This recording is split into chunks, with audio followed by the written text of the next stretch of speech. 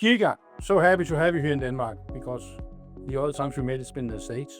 Yeah, absolutely. It was Now great. we have this thing putting focus on quantum. And it seems like, based on your presentations and what I understand of your product portfolio, you're in a pretty good place. You're pretty far ahead. You can do crypto inventory based on telemetry from the network, etc. But how do you experience it? Do you actually talk to customers who's using this in production, or is it still just educating the market thing? I think that's a great point, that we started working on this 4 years ago, but we knew the market was not ready, but the technology takes time to mature, right? So we've been releasing features in our firewalls for like close to 3+ years. And then last year we released all the main features for post-quantum cryptography in our firewalls. But we held back the crypto inventory capability until early this year. And that's based on sort of the 100+ customers we talked to, where majority of them last year were in what I like to call the awareness phase. They're just barely learning, like, what is the problem? This year, interestingly, the world has moved forward.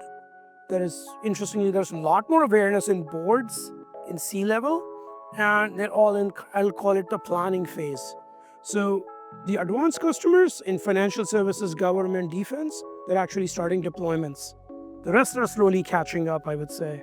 So the impression for you is that it's existing Palo Alto Network customers who's using these new capabilities on the existing infrastructure, or do you also kind of gain new friends around there because they actually need this specific capability? Yeah, I think that's the interesting part of the transition to what you're saying, right? Because at least the CNSA, which is the main guiding timeline, says 2030 is the deadline by which you need to start having critical systems upgraded. Which means if you're buying anything now, or if you bought in the last few years, it's going to last 4 or 5 years. So it better be ready for that post-quantum world. And that's kind of the challenge, that if you bought something 2 years ago, let's say a SaaS or a product, is it ready? Or do you have to run and go and buy new ones? And that's the challenge that most customers are facing. So, within Palo Alto, you focus a lot on quantum right now. Is it just you, or do you have a bigger team? Yeah, so like I said, we started 4 years ago, so we could do a planned approach.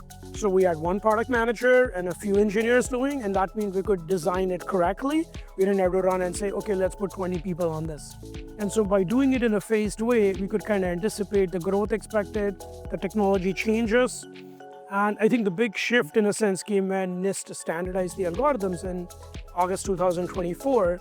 We knew there will be demand, so we put some more resources. But right now, I feel like the right size resourcing, and that's kind of the lucky part, that we have forward-looking leadership. So we allocated early resources, and now we are kind of in a standard resource pattern. Just do what's necessary now. So with that, thank you for being here, and as a partner, it's just keep trucking. No, it's fantastic, and I think with Concha, we've been kind of working with customers together, so it's been interesting to see how they're getting themselves ready, because like I said earlier, the awareness part is kind of slowly finishing. It's kind of the planning, budgeting phase where most people are trying to solve it. And this is where we really rely on you as partners to make it happen.